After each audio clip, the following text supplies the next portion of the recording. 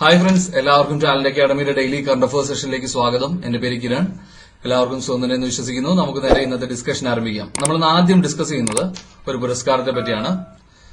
അന്തരിച്ച മഹാനടൻ ജയന്റെ സ്മരണാർത്ഥം ജയൻ സാംസ്കാരിക വേദി നൽകുന്ന എവർഷൈൻ ഹീറോ ജയൻ പുരസ്കാരത്തിന് 2020 അർഹനായിരിക്കുന്നത് ചലച്ചിത്ര താരം നെടുമുടി വേണുവാണ്. അപ്പോൾ ഓർമ്മിച്ചു വെച്ചേക്കുക, 2020 നവംബറിൽ ജയന്റെ സ്മരണാർത്ഥം ജയൻ സാംസ്കാരിക വേദി നൽകുന്ന എവർഷൈൻ ഹീറോ ജയൻ പുരസ്കാരത്തിന് അർഹനായിരിക്കുന്നത് ചലച്ചിത്ര താരം നെടുമുടി വേണുവാണ്. അതുപോലെ തന്നെ ജയൻ സാംസ്കാരിക വേദി നൽകുന്ന ജയൻ രാഗമാലിക പുരസ്കാരം 2020 ലഭിച്ചിരിക്കുന്നത് സിനിമാ നിർമ്മാതാവായ PV ഗംഗാധരനാണ്.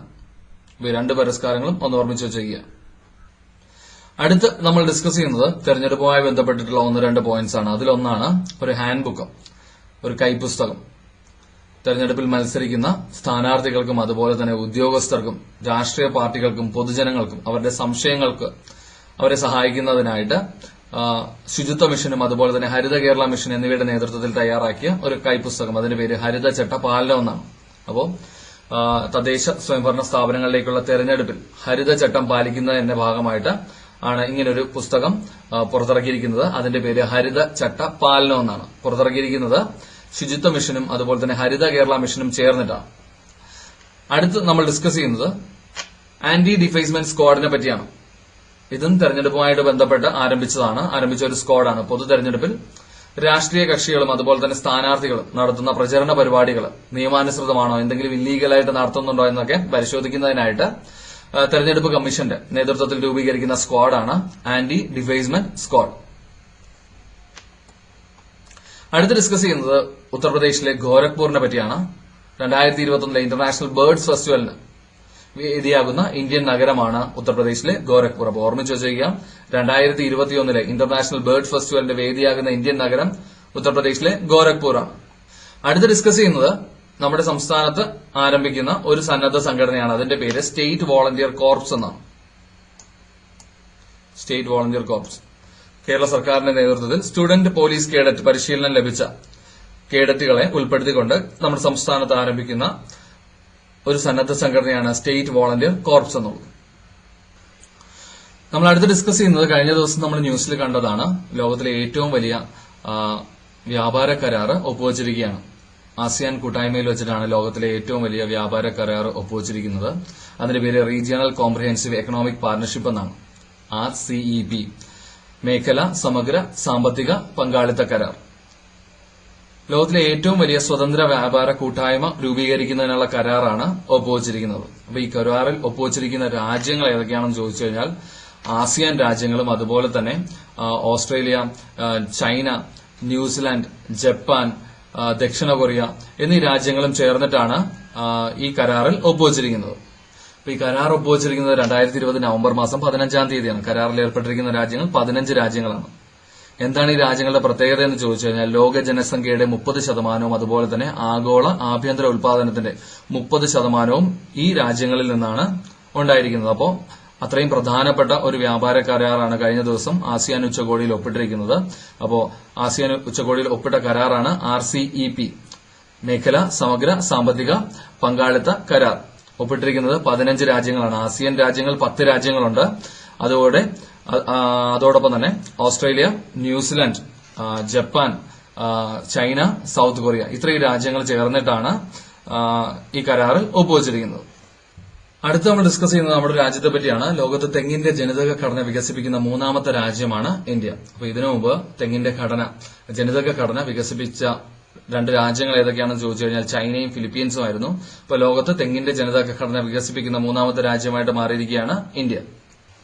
അടുത്ത് നമ്മൾ ഡിസ്കസ് ചെയ്യുന്നത് ഗാസിയാബാദ് സ്വദേശിനിയായ 7 വയസ്സുകാരി അഭിജിത ഗുപ്തയെ പറ്റിയാണ്. ലോകത്തിലെ ഏറ്റവും പ്രായം കുറഞ്ഞ എഴുത്തുകാരി എന്ന ഇന്റർനാഷണൽ ബുക്ക് ഓഫ് റെക്കോർഡ്സിന്റെ അംഗീകാരം ലഭിച്ചിരിക്കുകയാണ് അഭിജിത ഗുപ്തയ്ക്ക്. അഭിജിത ഗുപ്ത എഴുതിയ പുസ്തകമാണ് ഹാപ്പിനെസ് ഓൾ അറൌണ്ട് എന്നുള്ളത്. അപ്പൊ ഈ പുസ്തകത്തിന്റെ പേരും പഠിച്ചു വെച്ചേക്കുക. അപ്പൊ ഈ പേര് മറന്നു പോകരുത്. ലോകത്തിലെ ഏറ്റവും പ്രായം കുറഞ്ഞ എഴുത്തുകാരി എന്ന ഇന്റർനാഷണൽ ബുക്ക് ഓഫ് റെക്കോർഡ്സിന് അംഗീകാരം ലഭിച്ചിരിക്കുന്നത് ഒരു ഇന്ത്യക്കാരിക്കാണ്. ഗാസിയാബാദ് സ്വദേശിനിയാണ്, 7 വയസ്സുകാരിയാണ് അഭിജിത ഗുപ്ത. അടുത്ത് ഡിസ്കസ് ചെയ്യുന്നത് കേന്ദ്രഭരണ പ്രദേശമായ പുതുച്ചേരിയിൽ ആരംഭിച്ച ഒരു പദ്ധതിയാണ്. അതിന്റെ പേര് കലൈഞ്ഞർ കരുണാനിധി ബ്രേക്ക്ഫാസ്റ്റ് സ്കീം എന്നാണ്. സ്കൂൾ വിദ്യാർത്ഥികൾക്ക് സൌജന്യമായിട്ട് പ്രഭാത ഭക്ഷണം ലഭ്യമാക്കുന്നതിനായിട്ട് പുതുച്ചേരി കേന്ദ്രഭരണ പ്രദേശത്ത് ആരംഭിക്കുന്ന പദ്ധതിയാണ് കലൈഞ്ഞർ കരുണാനിധി ബ്രേക്ക്ഫാസ്റ്റ് സ്കീം എന്നുള്ളത്. പുതുച്ചേരിയുടെ മുഖ്യമന്ത്രി ആരാണ്? ശ്രീ വേലു നാരായണ സ്വാമിയാണ്. ലഫ്റ്റനന്റ് ഗവർണർ കിരൺ ബെയ്ദിയാണ്. അടുത്ത് ഡിസ്കസ് ചെയ്യുന്നത് ജാർഖണ്ഡ് സംസ്ഥാനത്തെ പറ്റിയാണ്. ജാർഖണ്ഡ് സംസ്ഥാനം രൂപീകരിക്കുന്നത് 2000 നവംബർ മാസം 15-ാം തീയതിയാണ്. അപ്പൊ നവംബർ 15 എന്നുള്ളത് ജാർഖണ്ഡിന്റെ ഫൌണ്ടേഷൻ ഡേ ആണ്. ജാർഖണ്ഡിന്റെ തലസ്ഥാനം നമുക്കറിയാം റാഞ്ചിയാണ്. ജാർഖണ്ഡിന്റെ നിലവിലെ മുഖ്യമന്ത്രി ശ്രീ ഹേമന്ത് സോറനാണ്. ഗവർണർ ശ്രീമതി ദ്രൌപതി മുർമു ആണ്. അപ്പോ ജാർഖണ്ഡ് സംസ്ഥാനത്തിന്റെ ഫൌണ്ടേഷൻ ഡേ എന്നാണ് നവംബർ മാസം 15-ാം തീയതിയാണ്. അടുത്ത് നമ്മൾ ഡിസ്കസ് ചെയ്യുന്നത് രാജസ്ഥാനിലെ IIM ഉദയ്പൂരിനെ പറ്റിയാണ്. 2020 നവംബറിൽ കൺസ്യൂമർ കൾച്ചർ ലാബ് ആരംഭിച്ച ഇന്ത്യൻ സ്ഥാപനമാണ്, ഇന്ത്യൻ ബിസിനസ് സ്കൂളാണ് IIM ഉദയ്പൂർ എന്നുള്ളത്. അപ്പോൾ ഓർമ്മിച്ച് വെച്ചേക്കാം, 2020 നവംബറിൽ കൺസ്യൂമർ കൾച്ചർ ലാബ് ആരംഭിച്ച ഇന്ത്യൻ ബിസിനസ് സ്കൂളാണ് IIM Udaipur, Indian institute of management Udaipur. അടുത്ത് ഡിസ്കസ് ചെയ്യുന്നത് നമ്മുടെ ആരോഗ്യ വകുപ്പ് കൈകാര്യം ചെയ്യുന്ന കേന്ദ്രമന്ത്രിയായ ഡോക്ടർ ഹർഷവർദ്ധനെ പറ്റിയാണ്. 2020 നവംബറിൽ നടക്കുന്ന BRICS science technology and innovation STI ministerial മീറ്റിംഗിന് ഇന്ത്യയെ പ്രതിനിധീകരിക്കുന്നത് ഡോക്ടർ ഹർഷവർദ്ധനാണ്.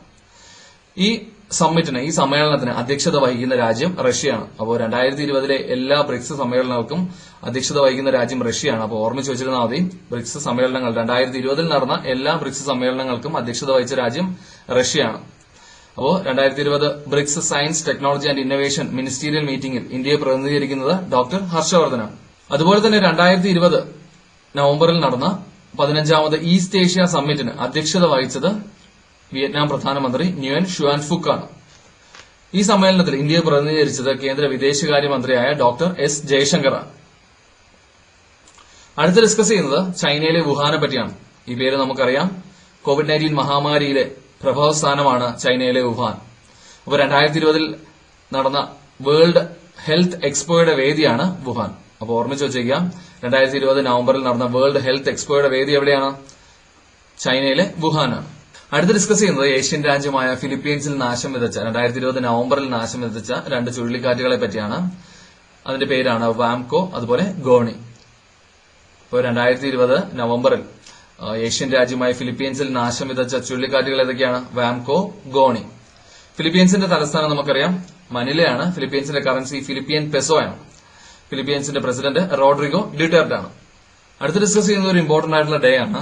എല്ലാ വർഷവും നവംബർ മാസം 16 ലോക ഫാൽക്കൺ ദിനം അല്ലെങ്കിൽ വേൾഡ് ഫാൽക്കണറി ഡേ ആയിട്ടാണ് ആചരിക്കുന്നത്. ഫാൽക്കൺ പക്ഷികളുടെ പരിപാലനവുമായി ബന്ധപ്പെട്ട് ഐക്യരാഷ്ട്രസഭയുടെ സഹസംഘടനയായ യുനെസ്കോയുടെ നേതൃത്വത്തിലാണ് എല്ലാ വർഷവും നവംബർ മാസം 16 വേൾഡ് ഫാൽക്കണറി ഡേ ആയിട്ട് ആചരിക്കുന്നത്. ഈ ഫാൽക്കൺസുമായിട്ട് ബന്ധപ്പെട്ടിട്ടുള്ള പഠനത്തെക്കുറിച്ചാണ് നമ്മൾ അടുത്ത് ഡിസ്കസ് ചെയ്യുന്നത്. ഫാൽക്കൺ പക്ഷിയെക്കുറിച്ചുള്ള പഠനത്തിന് ഡോക്ടറേറ്റ് നേടുന്ന ആദ്യ ഏഷ്യക്കാരനും അതുപോലെ തന്നെ ഏക ഇന്ത്യക്കാരനുമാണ് മലയാളിയായ സുബൈർ മേഡമ്മൽ. അപ്പോൾ ഓർമ്മിച്ച് വെച്ചേക്കാം, ഫാൽക്കൺ പക്ഷിയെക്കുറിച്ചുള്ള പഠനത്തിന് ഡോക്ടറേറ്റ് നേടുന്ന ആദ്യ ഏഷ്യക്കാരനും അതുപോലെ തന്നെ ഏക ഇന്ത്യക്കാരനുമാണ് സുബൈർ മേഡമ്മൽ. ഇനി ഇന്നത്തെ ക്വസ്റ്റ്യൻ ഓഫ് ദി ഡേ ആണ്. കഴിഞ്ഞ ദിവസം നമ്മൾ ഡിസ്കസ് ചെയ്ത ടോപ്പിക്കാണ് ക്വസ്റ്റ്യൻ ഓഫ് ദി ഡേ ആയിട്ട് നമ്മൾ ചോദിക്കുന്നത്. 2020 നവംബറിൽ എൻഫോഴ്സ്മെന്റ് ഡയറക്ടറേറ്റിന്റെ ഡയറക്ടറായിട്ട് വീണ്ടും നിയമിതനായിരിക്കുന്നത് ആരാണ് എന്നതാണ് ഇന്നത്തെ ക്വസ്റ്റ്യൻ ഓഫ് ദി ഡേ. അപ്പോൾ നിങ്ങൾക്ക് ഉത്തരം അറിയാമെങ്കിൽ ഈ വീഡിയോയുടെ താഴെ കമന്റ് ചെയ്യാം. ഉത്തരം അറിയില്ലെങ്കിൽ തീർച്ചയായിട്ടും നിങ്ങൾ കഴിഞ്ഞ ദിവസത്തെ വീഡിയോ പോയി കാണുക. ആ വീഡിയോയുടെ ലിങ്ക് നമ്മൾ ഈ സ്ക്രീനിന്റെ ടോപ്പിൽ കൊടുക്കുന്നുണ്ട്. ആ പോയിന്റ്സ് ഒക്കെ നോട്ട് ചെയ്ത് വെച്ച് പഠിക്കുക. അതുപോലെ തന്നെ കഴിഞ്ഞ ദിവസം നമ്മൾ ചോദിച്ചിരുന്ന ചോദ്യമാണ്, ഇന്ത്യയിലെ ആദ്യ ചന്ദനമര മ്യൂസിയം, സാൻഡൽവുഡ് മ്യൂസിയം നിലവിൽ വരുന്നത് എവിടെയാണെന്നുള്ളത്. അപ്പോൾ ഇന്ത്യയിലെ ആദ്യ ചന്ദനമര മ്യൂസിയം നിലവിൽ വരുന്നത് കർണാടകയിലെ മൈസൂരിലാണ്. ഓക്കെ ഫ്രണ്ട്സ്, അപ്പോൾ ഇന്നത്തെ വീഡിയോയിൽ നമ്മൾ ഡിസ്കസ് ചെയ്തത് ടാലന്റ് അക്കാഡമിയുടെ ഡെയിലി കറന്റ് അഫയേഴ്സ് അപ്ഡേറ്റ്സുകളാണ്. ടാലന്റ് അക്കാഡമിയുടെ ഡെയിലി കറന്റ് അഫയേഴ്സ് അപ്ഡേറ്റ്സുകൾ നിങ്ങൾക്ക് ഉപകാരപ്പെടുന്നുണ്ടെങ്കിൽ തീർച്ചയായിട്ടും നിങ്ങളുടെ ഫ്രണ്ട്സിന് അത് ഷെയർ ചെയ്യുക. നിങ്ങളുടെ അഭിപ്രായങ്ങൾ കമന്റ് ചെയ്യുക. ഡെയിലി കറന്റ് അഫയേഴ്സിന്റെ മറ്റൊരു സെഷനുമായിട്ട് നമുക്ക് അടുത്ത ദിവസം കാണാം. അതുവരെയും bye bye and thank you.